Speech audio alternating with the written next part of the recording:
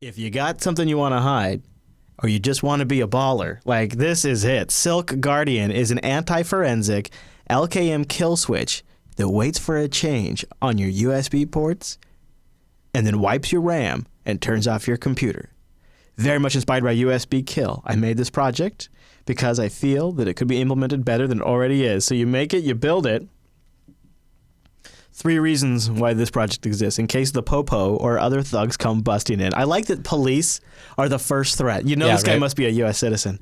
You don't want someone to retrieve documents from your computer via USB. That's true. No, or install malware or backdoors. Yeah. You don't want malware or backdoors. You want to improve the security of your full disk encrypted home computer or server, like maybe a Raspberry Pi. Actually, that last one's kind of legit. Yeah. So there you go. If you want to just destroy your machine in one go, Silk Guardian. I like that idea. It doesn't wipe the drive, though. It just wipes the RAM. But I'm sure you could customize that. Heck yeah, you could. Heck yeah, you could. I think that could be brilliant. This is Linux Unplugged, episode 133 for February 23rd, 2016.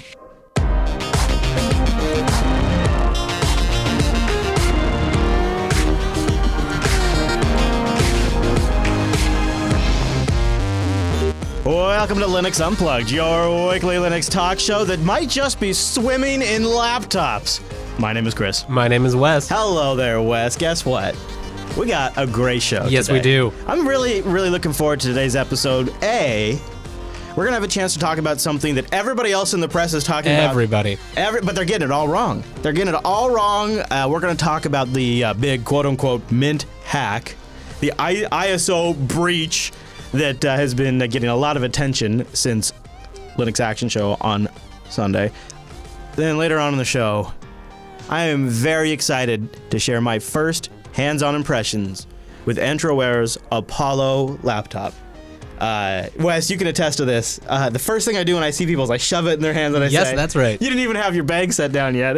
Laptop. Like, give me your impressions. I have, in the 24 hours that I have had this laptop in my possession, I have been going around getting people's opinions, asking them what they think. I've got my opinions. I've set up my desktop the way I like it. I'm going to give you my first thoughts on their ultimate Linux laptop. So that's going to be an interesting comparison from last week's episode. So we're going to talk about the Mint stuff. We also have a whole bunch of follow-ups, including some ZFS things that are actually pretty exciting. Yeah.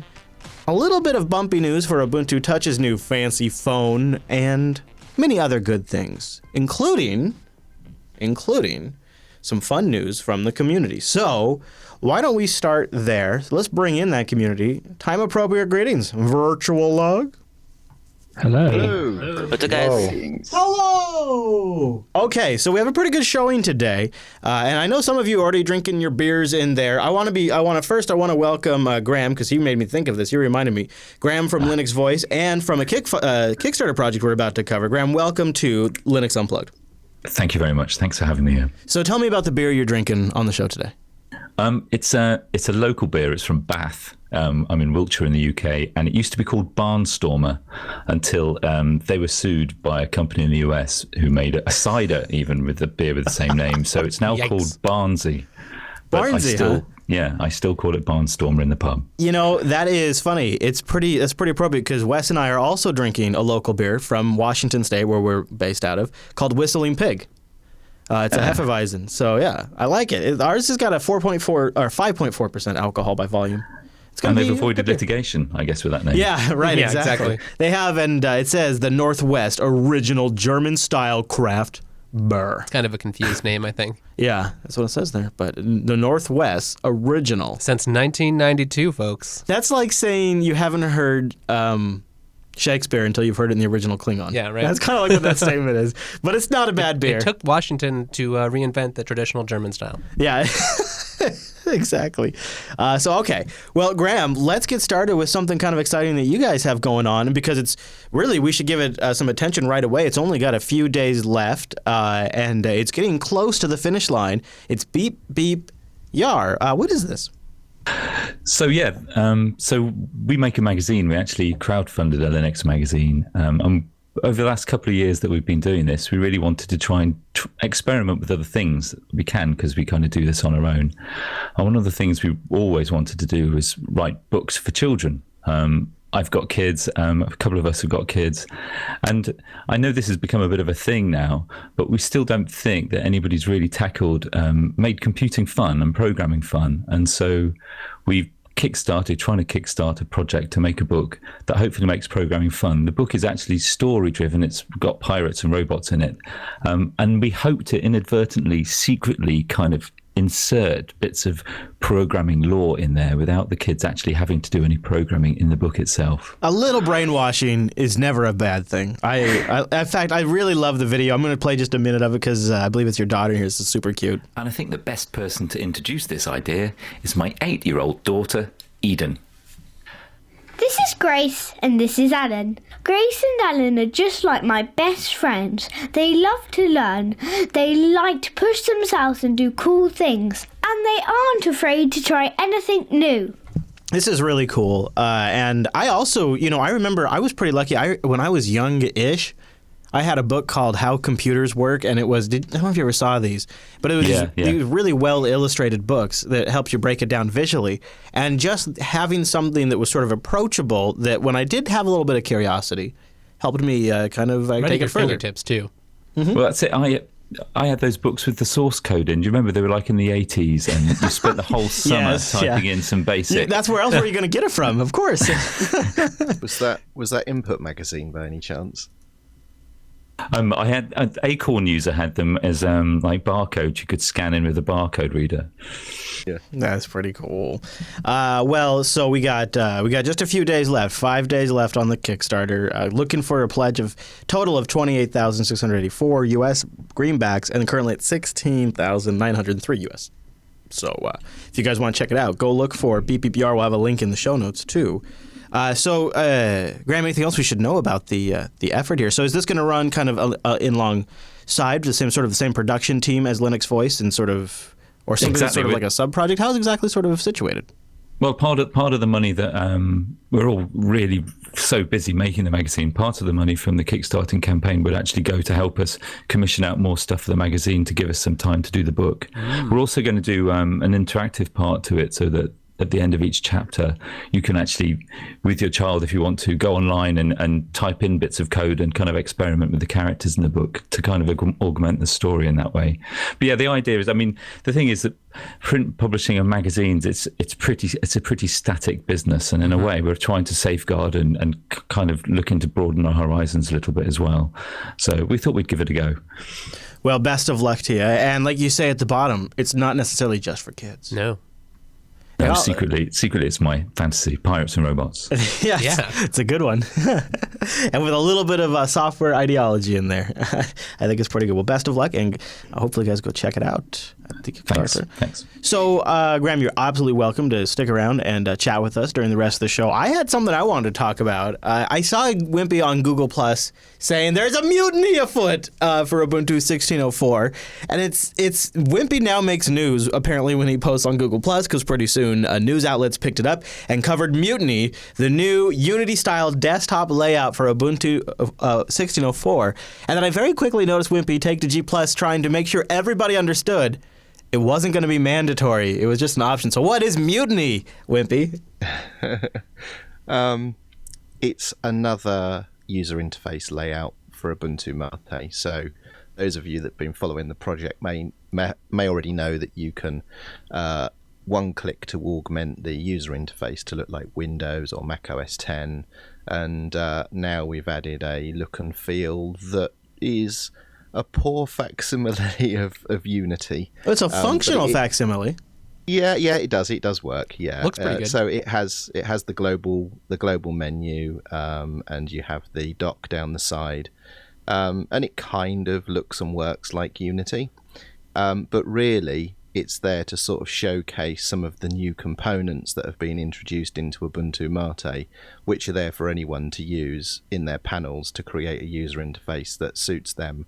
So that global menu can be put on any panel anywhere you like, and that dock down the side is just an applet that can go into any panel, so it can go top, bottom, left, right. You can align it how you like, and you can. So that whole side panel is an applet?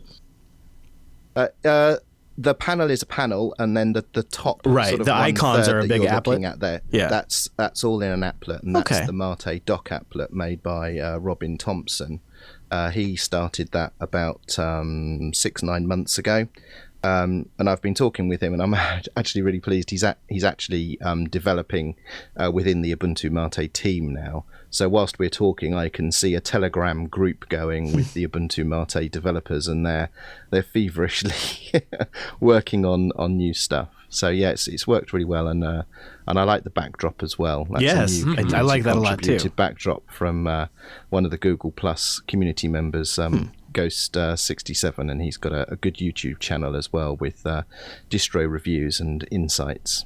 So I have had some additional time with Ubuntu Mate 15.10 that shipped on the Apollo, and every time I use it, every single time, there are just like this time around. It was the fact that VLC was pre-set up, installed as the default audio player. Like Nice. it's just here's the difference for me between Ubuntu Mate and Ubuntu. Legitimately, when I'm installing Ubuntu, standard 15.10 or 16.04, it takes me, like if I get a machine with Ubuntu 16.04 on it, it takes me less time to wipe it and install Antergross, and then from the command line using your word, install everything I need with one command. It takes me less time to do all of that than it does to set up the Ubuntu installation. Not the case with Ubuntu Mate, and some of it's because of Mate Tweak. Right. And some of it's like the predefined looks that Wimpy has, or the team has put together, and it is It a just real. feels like a tool. However you want to use it. You just Some of the things I just have to do already, like for another example, install GDebi, the graphical GDebi package installer. When you download debs, that's just the best way to install a deb if you want a GUI, and it's already set up on Ubuntu Mate Edition. So things like that are always really nice. So 16.04 is looking like a great release, and so I kind of had a question about this. Isn't Elementary OS also working on a 16.04 based release? And how the hell do you get your hands on something like that? I guess there is a way. There's instructions for the on Launchpad to build the Loki ISO, but I think you need to have Elementary OS already installed. So if anybody out in the chat room or out in the community is up for making me a Loki beta ISO so I could try it out. that would be fun. Yeah, I'm curious to see where they're going to because I haven't checked them out for a while. I've been thinking a lot about the Elementary OS project recently. Right. And they're just taking over Geary and Yeah, they just took over Geary and have Pantheon Mail now. They announced that this week. And I think part of it is because my son has been using Elementary OS for almost a year now, and it's really been flawless. wow.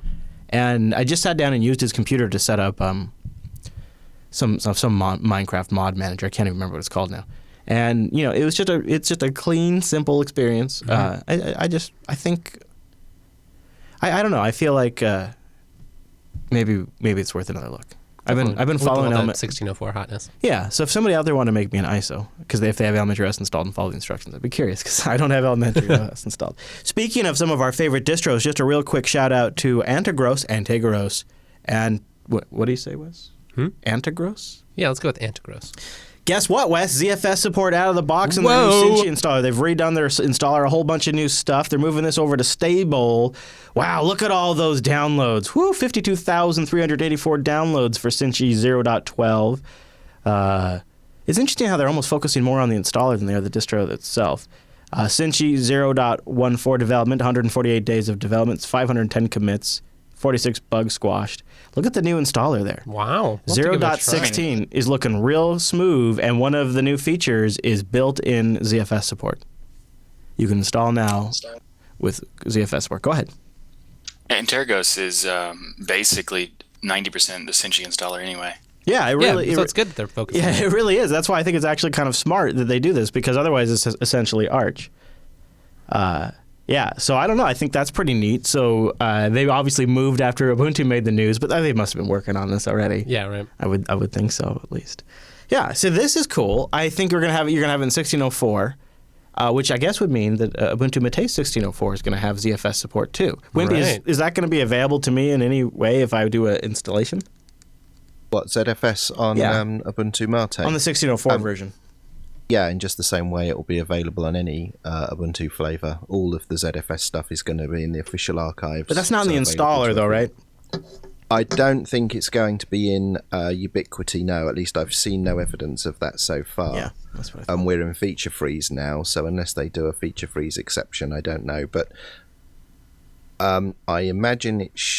well, I don't know, yeah. Are you feeling good about... Maybe if you use the minimal ISO, you'd have to do a bit of fiddling. You could use the minimal ISO, install that on a ZFS and then install the meta package for the desktop of your choice. I'm not thinking on top of that. I'm not thinking it's time to move your root file system over to ZFS. You could maybe make the argument for home or like a data partition, which you would set up maybe after installation anyways. But after your root partition or boot even, I'm not sure I'm ready to make that case yet. And if you are, it's something you're going to set up manually yourself. I'm not sure Grub supports ZFS, so I don't think it could be used as Well, I guess you could. Grub supports it just fine. PC8BSD has even better support. Yeah, does than it their Grub though? version. Does Grub support it just fine? Grub supports it. I've been using it for a long time. Oh, it does. Okay. How long is a long time? I've been using it for 2 years at least. Really? Well, like a Git version of like a fork? Oh yeah. No. You definitely use a Git version of Grub, but you probably already are because Grub hasn't released an actual release in years. That's true. Most distros are using a Git checkout. The question is, does it support all the new features? If you use less features than the latest, you're probably okay. But if you're using a new Grub, you're okay regardless. They support all the ZFS features. So are you saying you've been booting off ZFS for 2 years? Yes. Well, there you go. Even with /boot on ZFS. Really? And how do you feel like performance overhead is for something like that? It's not bad. I wouldn't say you really notice very much. Huh. I mean, I have a lot of RAM on my machines, so I'm not hurting there. Okay. Well, see, that's interesting to me. That is interesting. And I know they've just recently started working on it on BSD, so that's why I just didn't feel like I had a lot of testing. Right. And it's another level if you expect any user who can use the installer to understand the file system. So I feel like there's an argument there, even if it works great. Yeah. Huh. Well, look at that, everybody. It's interesting 2016 times. is the future. Yeah, it's the year of the Linux desktop. It is. Just depends on who you ask and what desktop they're using. Yeah. I'm curious. to see where Elementary OS is going. I want to try that out. What? I agree with Colonel Panic here. Computers have plenty of memory and CPU cycles. Yeah, I don't know. I don't know if I agree. I could always use more. You know what else I could always use more of? A good deal. Everybody, do me a favor. Go check out Ting, linux.ting.com. It's the first sponsor this week. This is mobile that really does make sense. In fact, if aliens came to Earth, they would look at all the other guys and they'd be like, what the hell is the matter with you? What are you doing? Why are you doing it that way? And then they'd look at Ting and go, oh, okay. And it's not just Kyra. They'd look at Ting and they'd go, oh, that makes sense. That's how you should do it. Ting keeps rates simple. We don't make you pick a plan. Instead, you just use your phone as you normally would. How much you use determines how much you pay each month. You can have as many devices as you want on one account. That's good, because when you use more, you pay less per minute, message, or megabyte of data. Your usage, plus $6 per active device on your account, plus taxes, is your monthly bill. Simple. That's what we mean when we say mobile. That makes sense. So not only can you save Earth from an alien invasion because they're pissed off about our mobile practices by going to linux.ting.com, but you get $25 off a device. You get $25 in service credits if you have a compatible device, and they have GSM and CDMA, so you just might. Moto E 2nd Gen, $99, unlocked, no contract. Yeah. They also have the Tribute 2, which is a nice LG phone running Android. They got the Apple Internet phones, if you want to fight the FBI. I've heard about those before. Yeah. Here's a good one. I think this is the one, I think. I mean, if you don't need like the S6 or S7, or you don't need a Nexus, because they got the Nexuses too. Yep. LG Volt 2, 5-inch display, tri-band LTE, Lollipop 5.1, shout. Probably gonna get an upgrade though. Mm-hmm. But look at that's a nice phone. Of course, Lollipop's not bad, really. $183, no contract, no early termination fee. That's nuts. LG's Nexus 5, the OG Nexus 5. Still in my pocket. $215. Wow. Yeah, I know that's a really great phone still. That is a really great phone. The Aqueous Crystal, that's pretty nice. The One Plus One, $299, unlocked Moto X. They got all the great phones, right? And then they also have just the SIM cards. Go over to linux.ting.com to support this show. And while you're there, do the savings calculator. It's fun. do the same. Oh yeah, Kitson points out that you could put cyanogen on that. That's true. You could put cyanogen on that Volt. Shoot, put cyanogen on that. You know, Ting has a really great community on Reddit, on their forums. They post YouTube videos where you can interact with them. The reason I bring this up is they're not going to shame you if you want to put some weird thing on your phone. Like, they just want you to use their network and, be a customer. They won't not give you support because you did something different? No, I was straight up. When I was trying out Ubuntu Touch on Ting, I was straight up honest with them. Yeah, I'm running Ubuntu Touch. And they're like, oh, that's awesome. Will you give us feedback on how that works on our network? Because we're watching that. That was their response, not, that's not an authorized phone operating system and you're in violation of your terms of service. Like, that's what they could have said. Right. No, they didn't say that. Linux.ting.com. Go there. Support the show. And a big thank you to Ting for sponsoring the Linux Unplugged show. Speaking of mobile devices, Mobile World Congress. Yeah, right now I'm going on. Mobile World Congress, Barcelona. It's all Chris talks about. It's the only thing with me in Barcelona. They have a fancy new phone over there at the Ubuntu booth that people have been checking out. I've been watching some videos of hands-on demos of it. And in fact, I posted it in the chat room. I should probably go grab it real quick. But anyways, people have been looking at this new Meizu Pro 5, and The Verge says not good enough. The Verge talks about it being laggy. The Verge talks about it not responding to some interfaces. There's a good hardware design, they say. But they're worried that it's just too darn leggy. And I think for you and iOS, that's kind of a big deal, don't you think? Mm-hmm. Your thoughts after you read something like this, is this just an issue because it's a pre-release phone, or do you think this is something on a bigger picture level? I don't know. It's hard to say. I think there is a lot with the pre-release that, the fact that it runs, that you've still got Ubuntu, you've got, real Linux right there on the phone. A good-looking phone. The hardware looks nice. Yes, I think that's a lot. The hardware looks very nice, and it's got It's got one of Samsung's nice processors in it. Like a really good processor. Right. It's got a really good camera in it. And I do think that there's probably a significant amount of optimization for touch, for quick response times rather than throughput kind of stuff that you see, especially on real Linux. So I'm sure there's a lot of tunables. I'm hopeful, but I'll be really curious to see when the final production models roll out. All right, so here's what I'm really looking forward to, and this is where I'm willing to give it some. I mean, I'm really, really sensitive to lag, but XDA developers have a video of convergence in action. Here we go, actual real-world convergence. Usual stuff from Ubuntu phone. It's getting better, it's getting more refined, but that's not the exciting thing I'm going to show you. The exciting thing I'm going to show you is convergence. We've now connected the phone to a monitor, and it's automatically switched into windowed mode. So we've got the full Ubuntu desktop here. One of the new things we've got is the switcher, so I push into the right edge and I can select an application. Here you see LibreOffice. This is running, so any app that can run on Linux will run on this. Well, ARM Linux. Right.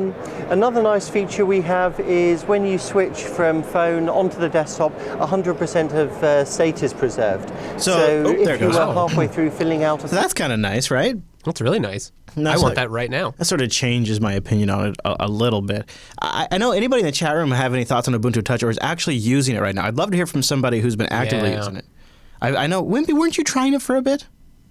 I've been using it for a while, and later this year I'm going to have an extended period where Ubuntu for devices is the only thing I use. Okay, I thought so. So The Verge really panned the experience. The Verge seemed very dissatisfied in the article they published today from Mobile World Congress. Do you have any kind of initial? Was that to do with the user interface and the phone, the operating system, or more the hardware? It's on this MUES Pro 5 that has the Snapdragon processor in it. It's supposed to be pretty good hardware. Yeah, since it's the Verge, I assume it's because it's not Apple. Yeah, I don't know. I don't know if they're Apple biased or not. And when the last Meizu device shipped with Ubuntu, it took a couple of revs to iron out, some of the kinks. I seem to remember they had some difficulty, getting it all working smoothly. So maybe it's just, it's early on. Yeah. And Mar X in the mobile room, you've been running it for a bit. What are your impressions? I've been playing around with it. I've been trying to get it in a state where it does all the things that I'm doing with Android, and I find I really like the system, and I really like the sort of, I don't want to use the word paradigms because it sounds rubbish, but the sort of the style they're going for with the swiping from the edges and and the general feel of the system. I really like it, but when I come to try and use the apps, I find that there's, they're just not mature like the ones I'm using on Android are. That's where it really falls down for me at the moment. Right. I don't have the features which I just think, a podcatcher will have this, or an audiobook player will have this, and then I go looking for them, and they're missing that feature that I use all the time. So this is a chicken and egg problem for sure. And the MIUI 5 Pro looks really, really nice. It does. Like, I think it even has like a super high-end, might even be 20-something megapixel camera, like a really high-end camera. USB-C charging there, it looks like. Is that USB-C or mini? It looks like USB-C. No, I think it is USB-C. It kind of looks like an iPhone, to be honest with you. Yes, it does. But Linux on your iPhone, hey, that doesn't sound bad. Wide power button on the side. Oh, wow, look, they actually have it right there next to an iPhone. Pretty similar. Yeah. We'll see, huh? We'll say Meizu, not Meizu. Meizu, thank you. Oh, yes, Wimpy, tell me about that is right, the UI usability study that we'd mentioned. You ended up participating in it. Do you have anything to share about that?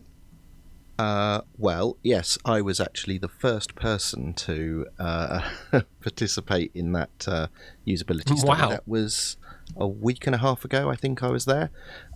So I'm not going to go into too much detail because I'd be stealing show content from upcoming Ubuntu podcast Okay, episodes. fair enough. But I suppose the thing to take away from that is that they are actually looking at the user experience of the phone and the applications, and not just the core apps that are being developed by Canonical, but also some of the community contributed apps. So there is an effort to try and improve the user experience across the board. And would you say while you were there that you witnessed somebody giving pushback, saying this doesn't make sense, and then being receptive to that pushback? Absolutely. Oh, that's good to hear. Mm-hmm. Okay. That goes a long way. And then they can also say, we've tested this. So yeah, exactly. We have studies. Yeah, that's a good one. Speaking of testing, 100 million users are testing the hell out of Telegram. And I bring this up on Linux Unplugged because the secret is this is like one of the number one messaging apps now on Linux. Mm-hmm. Is Telegram. Frickin' Telegram. And you were looking at a Telegram alternative. Do you remember what that was called? It was like an open source. I think you put it probably in our message thread. I believe I did. They say, check this out.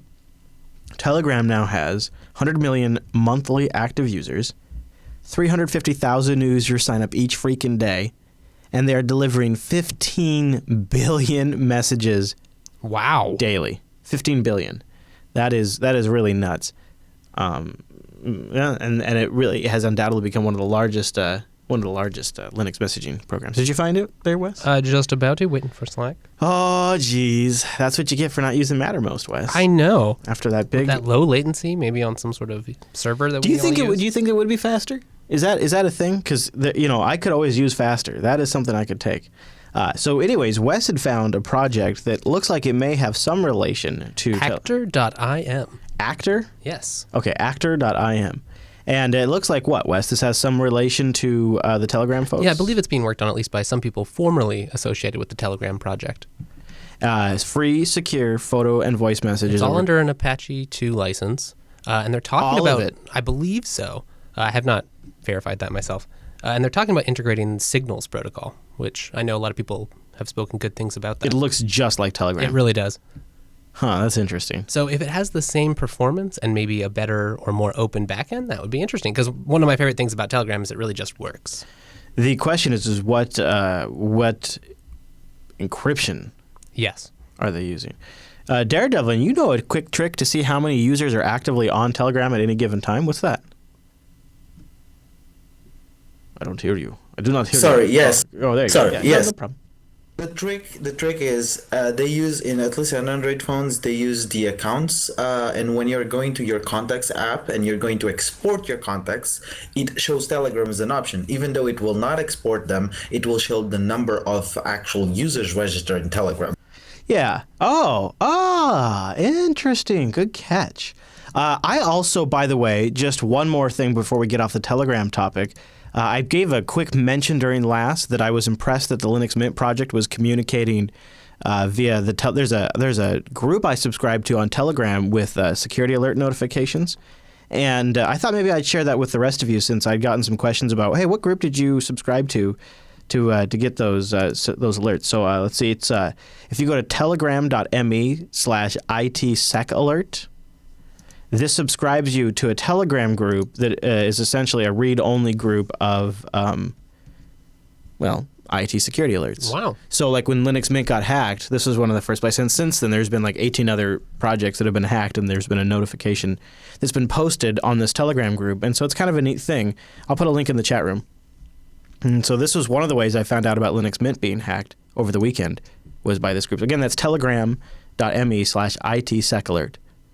And you know what? I'll throw a link in the show notes too, so that way if you guys want to cover that. Mumble, or any other thoughts on the Telegram or open source chat or secure chat before we move on? I just hope they finally get the backend free software too. Yeah, that would be the big difference if Actor has the full client as open source. It looks like the backend is there. They have a server folder in there. I like that. Anyway. I like that. I think that's a good thing. Yeah. Yes, we did. EKS, we did. EKS just joins the chat room. Hold on. Just for EKS. Stand by. This is CNN breaking news. Yes, EKS, we have reported that Anagros is integrating ZFS in their installer, but just reconfirming, if you're just joining us live now on the JBLive.tv stream, it has been confirmed. ZFS support has been added. Knowing Chris, he will be reinstalling his machine right before the show next week with ZFS en route. That's so possible. Stay tuned. That is very possible. All right, so Linux Mint, they got compromised over the weekend. Clem took to the Linux Mint blog and said, hey, I've shut down the servers where this is happening at. Oh, by the way, Clem, your forum server got down. Oh, okay, I'm going to shut that server down. Okay, now we have shut this server down. Oh, yeah, they replaced the MD5 sums. Don't pay attention to the MD5 sums you download. Use these MD5 sums. Oh, boy, this just started getting out of control. And shortly after that, you started seeing everybody talk about it. By Sunday afternoon, everybody was talking about it. Uncle Leo was talking about it on Twit. Oh, dear Leo. Ed Bot was taking shots at Mint, exaggerating the scope of the flaws. ZDNet got an exclusive interview with the attacker and got all the details. We're going to talk about all of that. And we're not going to sit here and rub Linux Mint in the ground. It's really more about the meta discussion that needs to happen here. And maybe towards the end, if we could bring the discussion to a place and say, where we could maybe answer the question, what could be done as a community to solve the problem of verifying the source and identity of an ISO? And I know there's a lot of different ways we can accomplish this. You can have lots of different signatures. There's MD5 sums today. All of these things exist. But what if there was maybe something centralized? Maybe it's distributed like through a blockchain, some way to verify the identity of files that was reliable and distributed. Oh man, that could be pretty cool. So let's start talking about Mint, what's happened since the Linux Action Show on Sunday, and then maybe we can sort of end up with that bigger conversation about what could be a really cool long-term solution to this problem.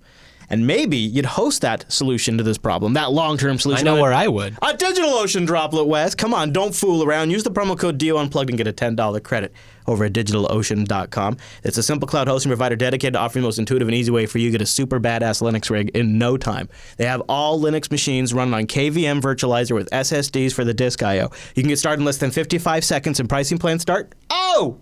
$5 a month. $5 a month. That's right. Get your 512 megabytes of RAM. A 20 gigabyte SSDs, because they're all SSDs. A CPU that's super fast, a terabyte of transfer, and more. Oh, what's more, you ask? Their crazy great interface and super straightforward API. That interface, man, that is an innovation of humanity. Managing virtual machines with an interface like this, it's ridiculous. It should be illegal. It's so awesome. If the U.S. government knew, they'd be taxing them on their innovation. I'll tell you what else. DigitalOcean supplies the backend hosting for tons of open source projects that we know, we love, and we download from every single day. Not to mention the very mumble room we're talking to our virtual lug with. No way. That's right. DigitalOcean's your place to go to spin up the Linux infrastructure when you need it. They got Debians. They got the Core OSs. They got the Fedoras, the Ubuntus. They've even got FreeBSD. It's true. It's true. They have great tutorials to help you really take it up a notch so you know what you can look like a boost. They make it easy to take backups, move them around, wipe them, and start over again when you screw something up real bad, because you know you will. That's what it's all about. And what I love about the pricing is it's hourly. So you could really just go spin up a rig for like a few hours and try something cray-cray, see if it goes. And if it don't go, blow it away. And if it go, you keep it. There and you when go. And when you use the promo code DO Unplugged, the decision's made for you because you get the $10 credits. You can go create your virtual server infrastructure on demand in less than 55 seconds for free for 2 months. Now, if that's not boss mode, I don't know what is. DigitalOcean.com, and a big thank you to DigitalOcean for sponsoring Linux Unplugged. Okay. Before we get into the Linux Mint story, I thought I would read a little bit from this ZDNet article, and then I'll open up to the mumble room to kind of jump in. But the hacker, known as Peace, had a nice chit-chat with Zach Whitaker, or Whitaker. Whitaker. Oh, I like my version a lot better, Wes. Thanks. My bad. Zach Whitaker. He taker of white men. He comes in and he talks about what this guy did to Linux Mint. And I don't understand. Zach apparently writes for security websites, but yet he talks about Linux like somebody who's never heard of it before. But anyways, so the hacker responsible, who goes by the name of Peace, told me in an encrypted chat, probably Telegram, on Sunday that a few hundred Linux Mint installs remained under their control, a significant portion of the 1,000-plus downloads during the day. Wow, how about that, huh? Peace also claimed to have stolen an entire copy of the site's form, not once, but twice, friends. Once on January 28th. Happy birthday, Chris. My birthday's on the 26th, but yeah. And February 18th, 2 days before the hack was confirmed. The hacker shared a portion of the form dump, which we verified contained some personal identifiable info, like birthdays, profile pictures, passwords, emails. Those passwords also might not stay safe for very long because Clem was using PHP pass to hash the passwords, which has known flaws. It later emerged that the hacker had placed the full form dump on a dark web marketplace. Well, that's what you do. Yeah, which he wanted, $85 because, well, he needed $85, so he asked for it in Bitcoin. Peace was just poking around the site in January when he found, or they found, a vulnerability granting unauthorized access. The hacker also said they used credentials to log into the site's admin panel as Clem, but were reluctant to explain how it provided useful later on. I could think of a few ways, though. On Saturday, the hacker replaced one of the 64-bit Linux distribution images, that's an ISO for those of you at home, with one that was modified by adding a backdoor, and later decided to replace all the mirrors for every downloadable version with the Linux on the site with their own version, aka altered the site links to point to their versions. The backdoor version isn't as difficult as you'd think, Peace said, because, oh no, that's right. This is one of the things the author just threw in here. This is not a quote from the hacker. This is a quote from Zach Whitaker here. Zach Whitaker adds, the backdoor version isn't as difficult as you'd think because the code is open source. The hacker said it just took a few hours to repack Linux that contained the backdoor. What does that have to do with being open source? It just means it's easy to do those closed source ISO files, Chris. You can't touch them. Just like this, and this guy's like supposed to be a journalist that writes on this stuff all the time. Anyways, the hacker used their access to change legitimate checksums, and which people then download to verify the integrity of the checksums checked out. Peace said the first hacking episode started in late January, but peaked when they started spreading the backdoor images early Saturday morning. They had no specific goal to their attack, but Peace said that their motivation was essentially to build a botnet using the Tsunami malware that we talked about in the Linux Action Show.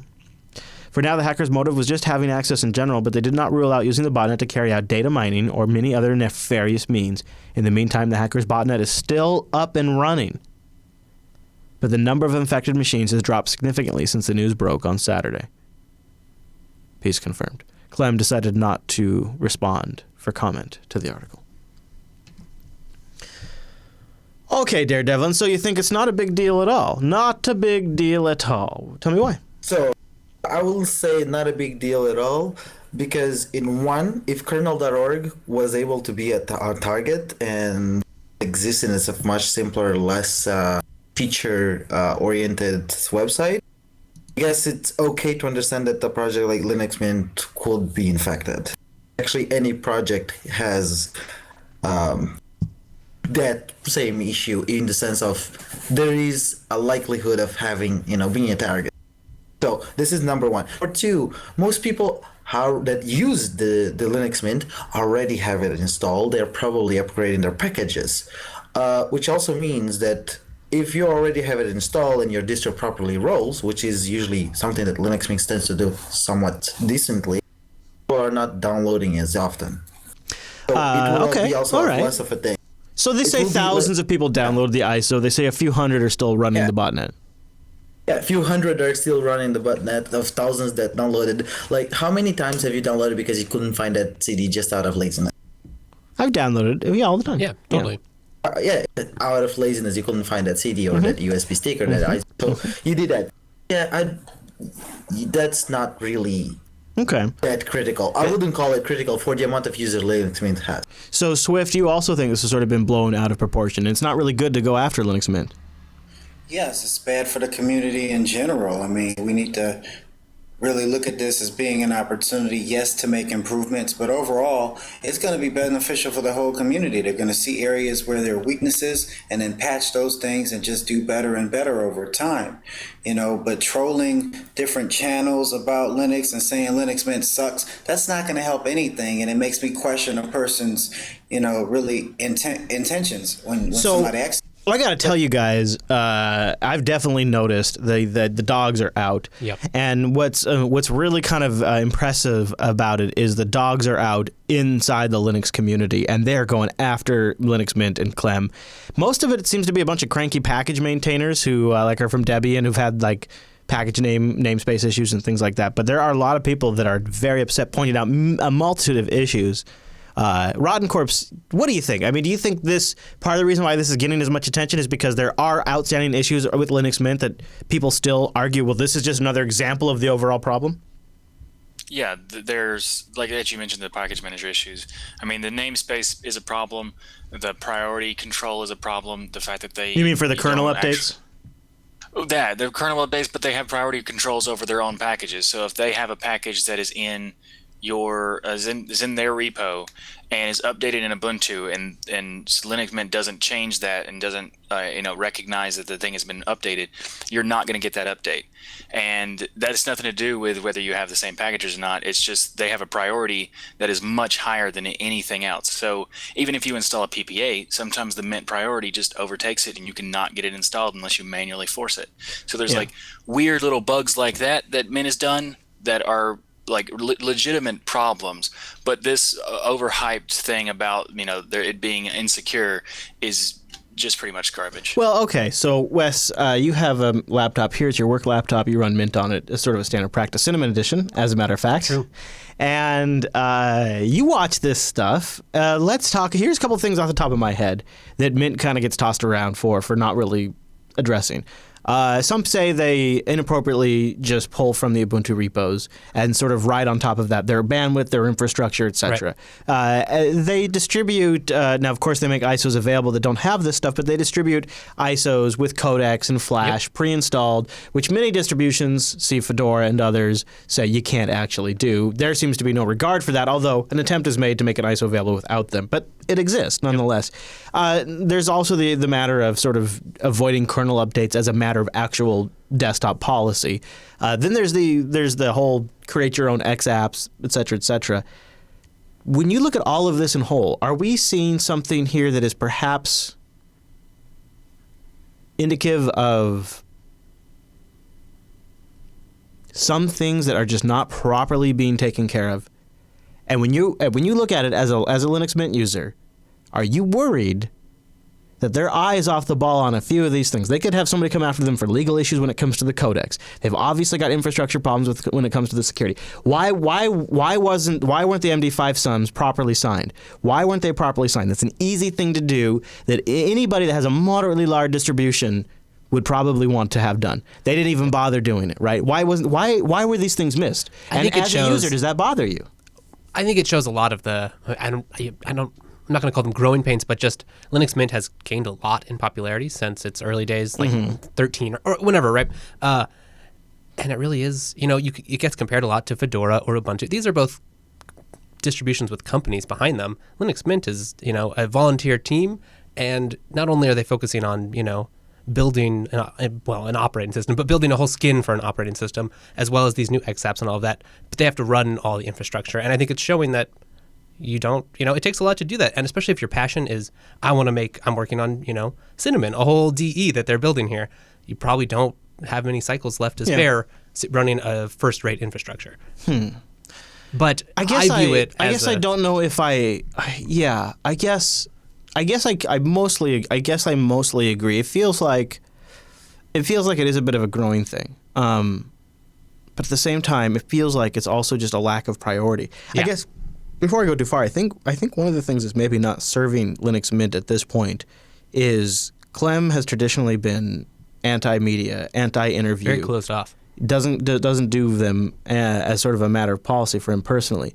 Good or bad, what that has kind of left is it kind of left a lot of people to fill in the gaps about what Clem thinks about things until something like this happens. And then all we can do from the outside is go, well, why didn't he have the hashes signed? Why was WordPress not blah blah? Like we can all sit here and play like hindsight's 2020 kind of thing. But I guess I don't want to bash on him for it.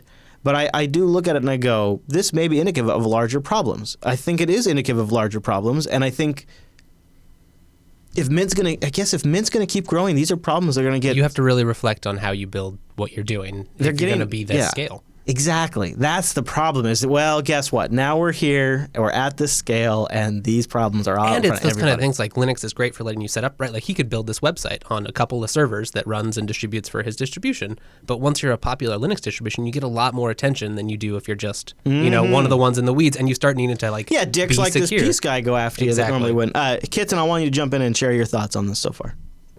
Actually, I think that a site like DistroWatch could really help with something like this. They could host the checksums. They could even make it a little interface to where you could download the torrents or the ISOs. What happens when they get hacked? And then everybody's compromised.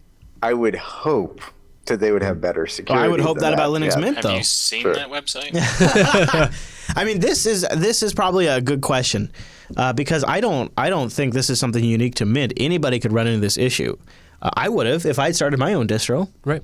I mean, it could happen to JB. Yeah, and so I feel like maybe we as a group could come up with a better solution, something that is maybe, I don't know.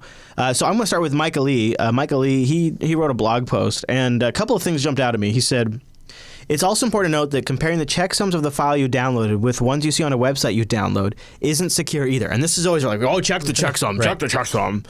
Even if you're using SHA-256, if a hacker can hack the website to modify the download link, they can modify the checksum at the same time to match the malicious download. The only solution to this problem is to use public key cryptography. And that seems to register with me. This is a wider problem that all distros have when it comes to actually verifying the ISO that you get. Go ahead. Well, no, not every distro. Tails, I think, is the only one that actually, one of the ones that I remembered that actually provides a PGP key to verify the ISO file. That makes sense, yeah. Other than that, almost all projects never do most of the time. But guess where those keys are provided? But don't other distros besides Tails also GPG sign? Wizard, you're mentioning other distros do this as well, right?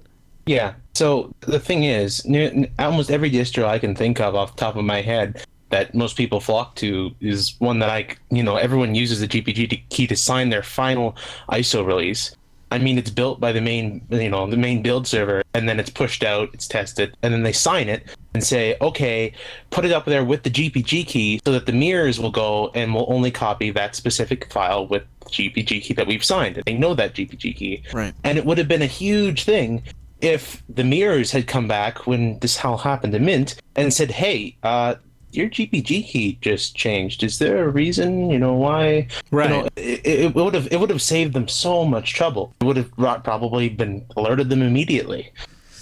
Maybe. I mean, you're still relying on end users to check it. And I think that's sort of the failing bit about it. It needs to be a system that almost checks itself, sort of like how a BitTorrent... Right. And distributed so that it can check multiple and make sure that, if you're the checksum for this or the signature for this matches, from this source. But... UEFI? We have the solution. Just we need to get the OEMs to install a UEFI key that actually, FX Linux. Yeah. Let's We'll just have one central key. Hey, everybody, secure boot, everybody, everybody. Oh God. Oh no. You're probably right too. Which would work as long as Clem didn't keep that on. Yeah, that's true. I feel like that gets screwed up. Having that said, Mm-hmm. this is, I think this is a good point for rolling distros. I mean, you're not installing all the time. Serious. It won't be an issue, at least for that long. Yeah. And, people reporting non-user-centric bugs should be having more attention, because usually those are not exposed. It's like, oh, there is this thing, but we're going to keep it quiet because we want to fix it, and things are forgotten. I think before we move on, one thing I wanted to just mention is I was pretty damn surprised at how the Linux community has turned on Mint during this. One of the more popular Linux weekly news threads right now is I don't think Linux Mint is a professionally built distribution, and there's a whole deep conversation going on right there, and a lot of it is a bunch of people who just seem to be upset from previous encounters and things like that, kind of dogpiling right now. And I think it's a little unfortunate. I think it's unfortunate that this happened, and I think that bad is on Clem. But I think at the same time, what he needs to do now, and if he did this, I think if he just came, he's already been pretty transparent and straightforward. And so now if just moving forward, he's very honest and transparent about what they're doing to resolve the issue and how this isn't going to happen again and why they know it's not going to happen again. Talk about your new infrastructure. Talk about what you're changing. That's all it takes, right? Yeah. That's what it takes. And people will read it and be interested, and you'll get, you'll lose users, but you'll get new users who see what you're doing. Yeah, I agree. Okay, Wizard, you get the final word here. No, I was just going to say the main people that are pushing this are a couple people that have a little bit of sour grapes because they've dealt with these projects before, and they have had disagreements, and some of those people tend to think that if you don't follow their agreement, then you can't possibly be right. So there's just everyone's jumping on everyone right now because everyone's going and saying, "Ha ha, I told you," and so for a little while, I think you're going to see people jumping all over the place. Yeah, I think you're probably right. And, that is sort of the price you pay when something like this happens, right? Yeah. That is sort of, unfortunately, the thing. And that is why I broke my WordPress installation Sunday night upgrading WordPress. Because I didn't want to be the guy that was talking about this with an hour. Please don't go pick on me, because really, I don't have enough time to work on this. And, we need some white hat JB stuff here. Make sure. I wonder if this is across Clem's mind, because I've definitely talked about this on air. There's several times I thought, I just need to drop WordPress. I don't have time. I mean, I think WordPress is a great, super awesome project, and I don't have any problems with it. But I also I'm not here to manage a website, right? And I don't. Nobody is. Nobody is here to manage a website. Everybody else has got something else to do, and the problem is that means it just sort of sits. And it's one of those things that really does need to be managed. Yeah, I was thinking about going to Ghost. Exactly. See, Edom remembers. I was, but then the issue was that I started looking at all the features we'd have to rebuild, and I thought, oh gosh, well. And the Ghost download was just down for a little while. They moved to Singapore. Okay. All right. All right. So Swift wraps it up with, he says, well, Swift, do you want to just sort of say what you just said in the chat room, sort of as our final thought on the topic? Yeah. I want to make it clear, I honestly trust Clem. Linux Mint has not lost my support at all. I'm sorry this happened, but it ultimately will be good for the Linux community as a whole. I hope so. I hope that is a very good way to put it. That's a good final thought on the topic. If you have any thoughts out there in the audience, linuxactionshow.reddit.com. Look for episode 133. Lucky 133. Hey-o, everybody. Give us your comments, your feedback, and let us know what you think about it. Yeah? I was just going to say, if I were Clem and I needed to brush up, make sure that I had really good infrastructure, I think I know where I would turn. Yeah, you know what? Make sure you got them skills, Wes. Linux Academy. linuxacademy.com/unplugged. Please go there, support the show, but also get one of the best discounts around to an incredible opportunity to learn more. linuxacademy.com/unplugged is where you go. Check it out. 7+ distros to choose from. Look at this. 2,333. Man, look at that. 33 again. I'm just saying, this is the week to sign up. It's episode 133. They have 2,333 self-paced courses. Wow. 33, my friends. It is the magic number. I invite you to go check it out at linuxacademy.com/unplugged, step-by-step video courses. Downloadable comprehensive study guides. Comes with your own server spun up when you need it. Scenario-based labs. You work in their advanced lab environments. They spin up when you need it. That matches the distros you've chosen earlier on. Instructor mentoring is available. Instructor mentoring is available. Did I mention? Instructor mentoring is available. That's a big deal for the type of topics. Graded server exercises help you actually get over that testing anxiety. Red Hat testing, DevOps, Ruby on Rails, Ruby anything, Amazon Web Services, Android anything, Linux anything, OpenStack, PHP, Python. Oh my goodness, it goes on and on. Go check it out at linuxacademy.com/unplugged. Try the practice exams. Enjoy the detailed notes and the learning plans that automatically adjust to your available time. Speaking of time, check out those nuggets. When you just want to spend 2 minutes, maybe an hour, they got a whole range. You can go get a nugget. SSH tunneling, bash aliases and escapes. Bash is... Oh, the command history shortcuts is a good one too, but I think this one's a really good one. Bash, the comma, is your friend. Mm-hmm. Ooh. Mm-hmm. Mm-hmm. That's true. That is very true.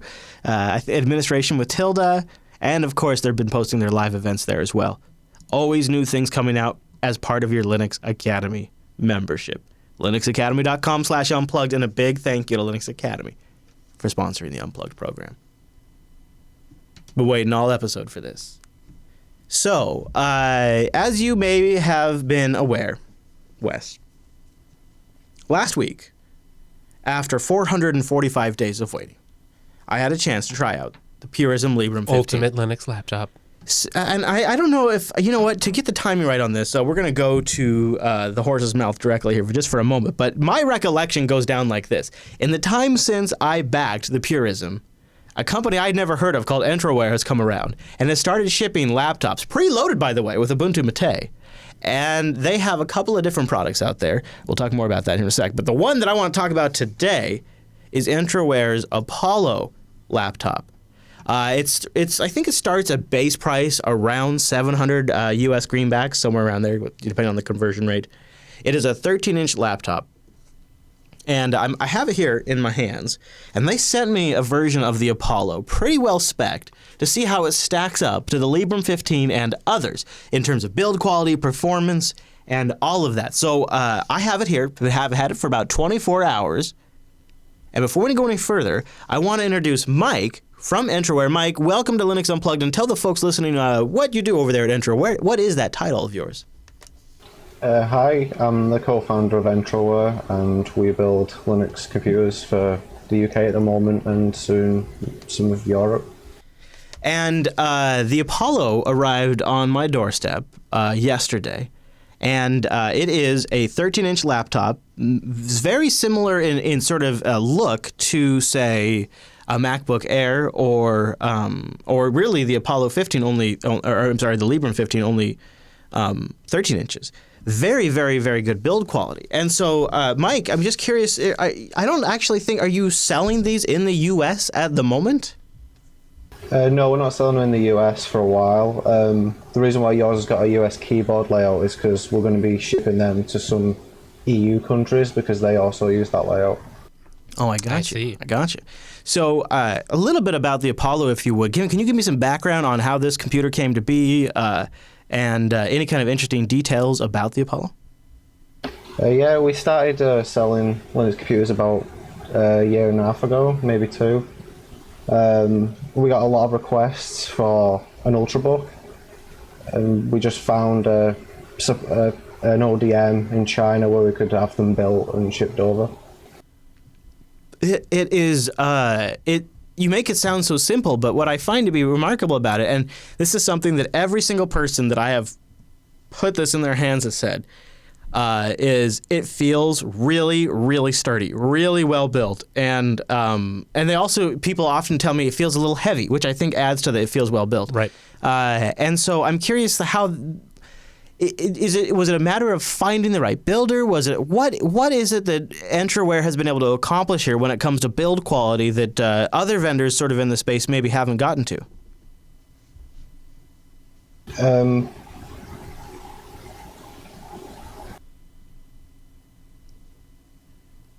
Is it just happen to be the partner builds a good machine? Because I mean, it seems feel-wise, it's pretty significantly well built. Yeah, so we approached a few people, and these were one of the few that did solid aluminium chassis. So we chose them, obviously, because they had better build quality. And then the keyboard also. I don't know what the process was of selecting the keyboard, but versus some of the others, the keyboard is pretty nice too.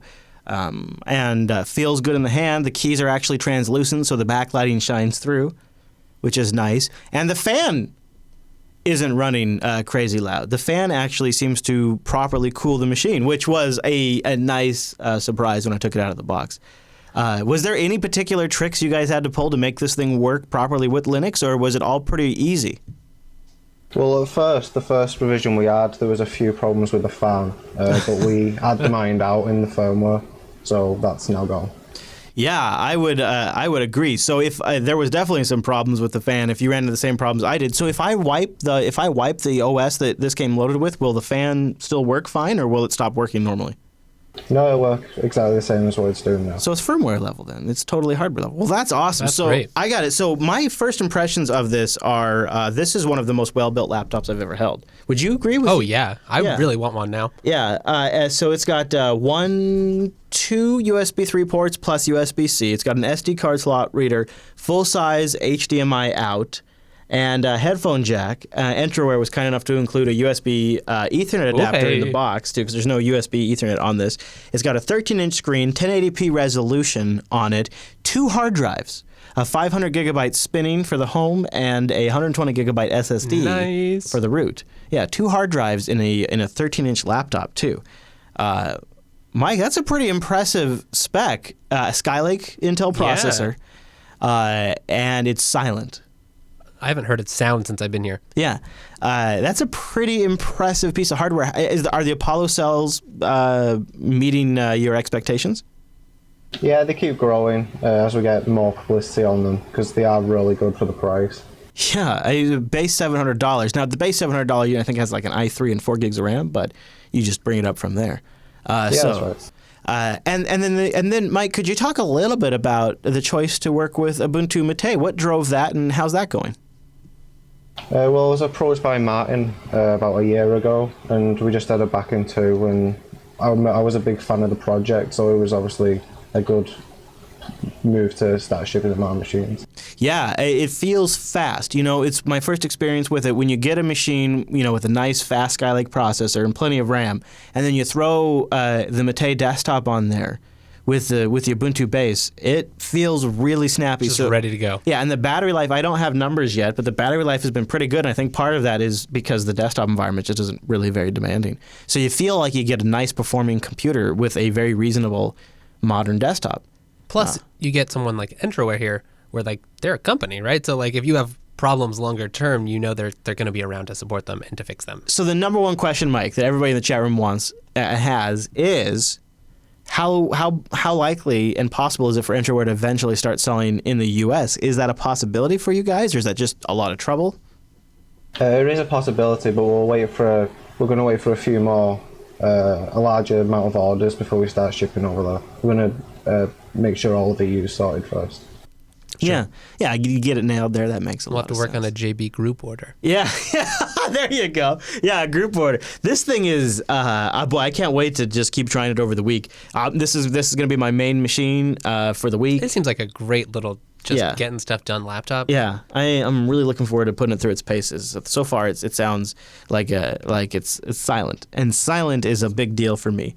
So I'm really happy about that. And one thing I may be continuing to troubleshoot, and I don't know if it's just the Wi-Fi here or what, but I've had a couple of Wi-Fi issues where either the transfer rate has been real bad, like I'm getting 2,000 millisecond pings, or it just won't find the network. But in both cases, it actually could be interference. So I'm going to take it out to a known good location where I only have one Wi-Fi access point. There's no other Wi-Fi access points around, or access eyes, and see if I have any issues. But so far, I other than that, and then with the Ethernet adapter, of course, I've had zero problems. And Ubuntu Mate has been pretty great too.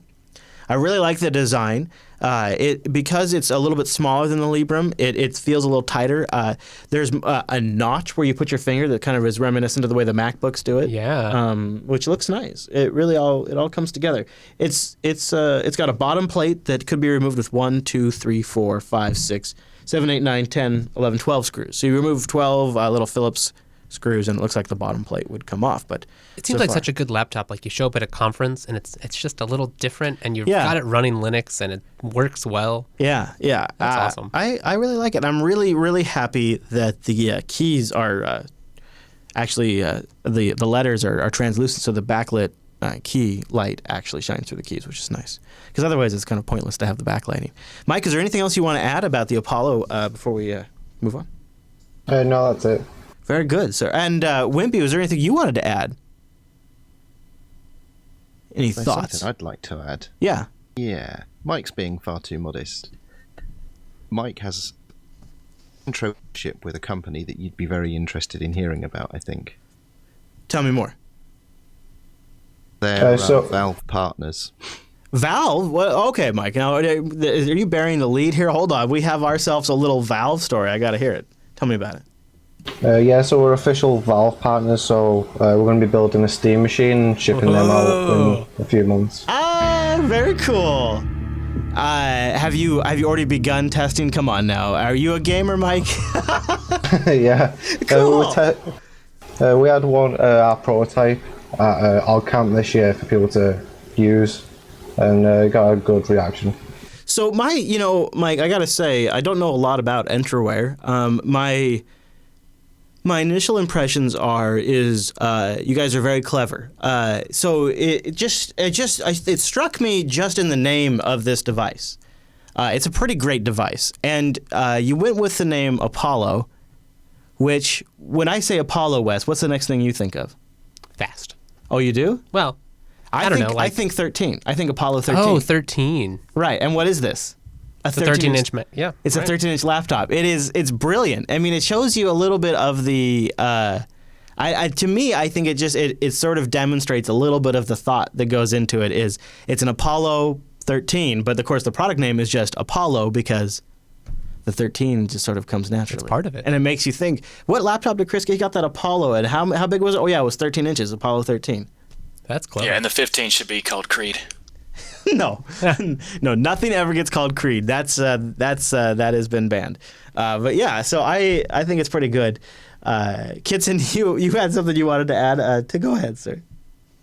When you said Apollo, I actually thought art and illumination, like the Roman/Greek god. Yeah. Okay. All right. Okay. Fine. Not everybody thinks Apollo 13. But it does have proper backlit keys, so illumination is accurate. All right. Okay. Fine. All those are good. See, it's a clever name. Nonetheless, it is a clever name. So I have if you're listening to the audio version and you're curious, what the hell does this thing look like? And probably a lot of you are listening to the audio version. In the show notes, I have a link to an album I took up at my campsite. And I posted pictures of it because I was like, hey, you know what? You know what makes a good background for photos? The frickin' Pacific Northwest. Yes, it does. It's a pretty good looking state, so Washington is, so I put that up there. And yes, it does have an Ubuntu button. Actually, it's a Mate button. So that's pretty cool. I liked seeing you could customize that right on the website. That's great. Yeah. And it's a sticker, but it's a translucent sticker. So it doesn't block the light, which makes Look at that attention to detail. Yeah, it is. It's very well done. So I'm running Ubuntu Mate 15.10 or Mate or whatever edition on there. I may stick with that. I don't know what exactly it is, but this particular hardware has made me also want to just see what it would be like to have elementary OS on it. Just to kind of go all the way. I don't know, though, because the thing is right now, for testing, Ubuntu Mate makes such a great low-key desktop environment that it's like you just get all of the machine's performance out of it. So I just don't know about it. Wimpy, you had one more comment. Go ahead. The version of Ubuntu Mate that you're running there is actually sort of Ubuntu Mate 15.12. Really? Whoa. So, yeah. So what you've got there is Ubuntu Mate 15.10. And then I worked with Mike to get the Mate 1.12 desktop on there rather than Mate 1.10. And the reason we did that is because in Mate 1.12, we introduced in the control panels 2-finger, 3-finger touch configuration options. Yes, and I do really appreciate that. Yeah. So that's why we've just given you a slightly custom version.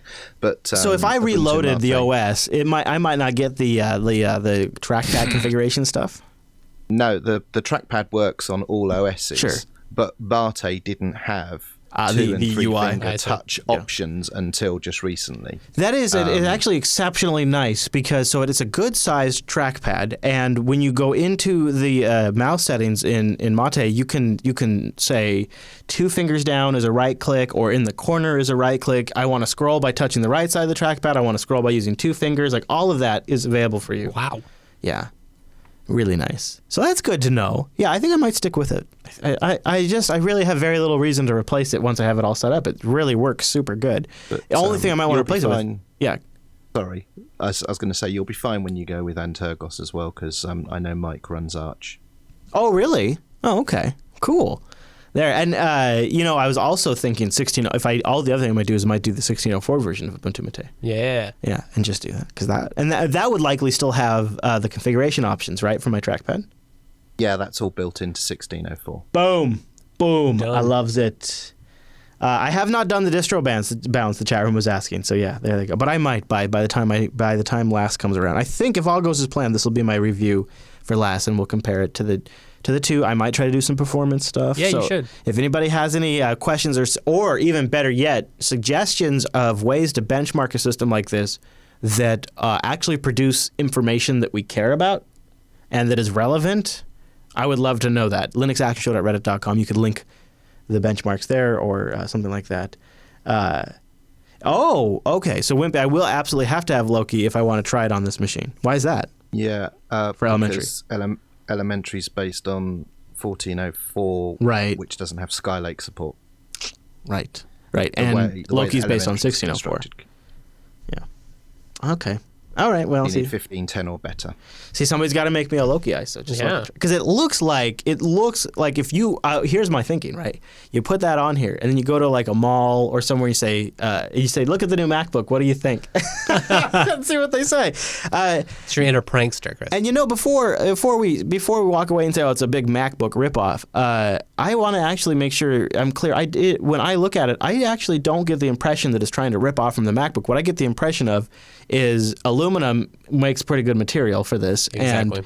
And when you make a 13-inch machine, there's only so much room. I actually, in some ways, I would say there's potential. The keyboard may be better than the MacBook keyboard. I'm going to type some more and tell you the truth if that's... I don't know about the trackpad, but the keyboard I think might be better. And this thing with 1, 2, 3 USB ports, I think outclasses the MacBook in terms of connectivity, plus a dedicated HDMI out port and an SD card slot reader. This thing might outclass the MacBook in connectivity, but I'm not sure about that.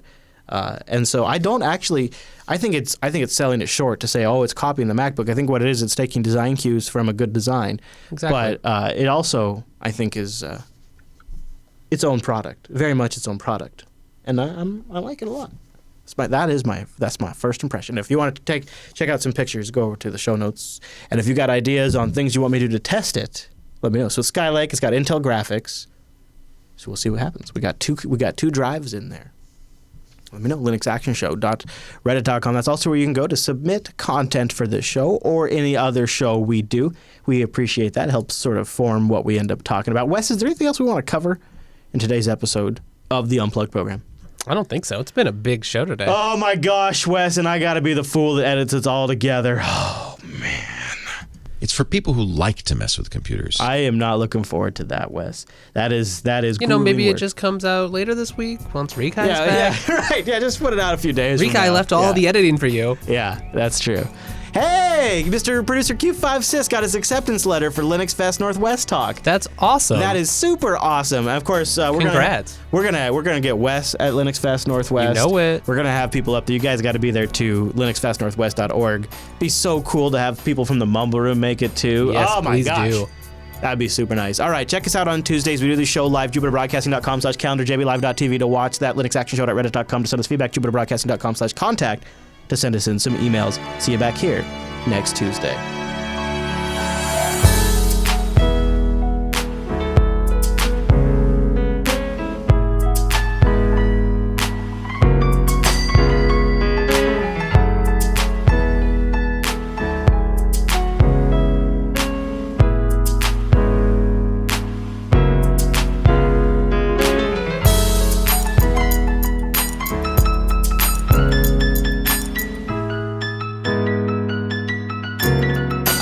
thank you for making it in. I hope the project makes it. Are you guys going to push forward if it doesn't quite clear? Or what do you have? Are you formulating a plan B? Yeah, we may try and do something. If it doesn't quite go through, we'll see what happens. Yeah, I think that's a great idea, regardless. Yeah. But hopefully, it makes sense. Sometimes the animation's so cute too. I love that. Yeah, it's great. Yeah, and sometimes those crowdfunding projects break through towards the end as people get motivated. So you never know. Yeah. All right, cool, man. Well, thank you for being here. Thanks for inviting me. JBTitles.com chat room. Everybody go vote or bangsuggest.com. Let's pick our title. Get it out of here. And then we're going to get the heck out of here. So I'm like, okay, even though this is the dumbest idea, I should probably upgrade WordPress before I release LAS.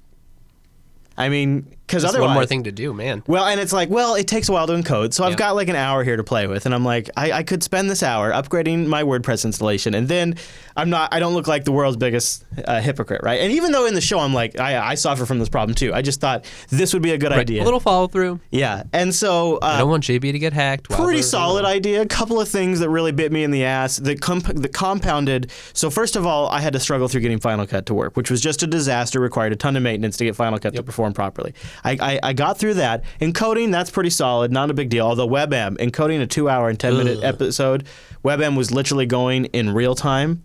And so it basically took 2 hours and 10 minutes to encode one WebM file, which looks way worse than any of the X264 files and is way larger. And on top of all that, like getting through all the Final Cut problems, I decide, okay, I'm going to do this WordPress upgrade. I do the upgrade. It goes pretty solid, except one of the most critical plugins we have breaks. Ooh. Convert Markdown to HTML. And as you know, Wes, all of our show notes are written in Markdown for all of our shows. And this ability to post the shows in Markdown just broke on the JV site. And I'm like, okay, I didn't need this. Nope. I don't want this right now.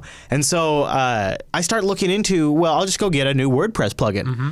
So I do the thing that everybody does. I install like 3 different freaking plugins, and the third plugin I try to activate, something happens, and it just starts slamming the MySQL database. Well, that takes down the whole back end of the WordPress site. And so I'm like in the chat, I'm like, Alan, are you around? Alan. No, Alan, it's a Sunday afternoon.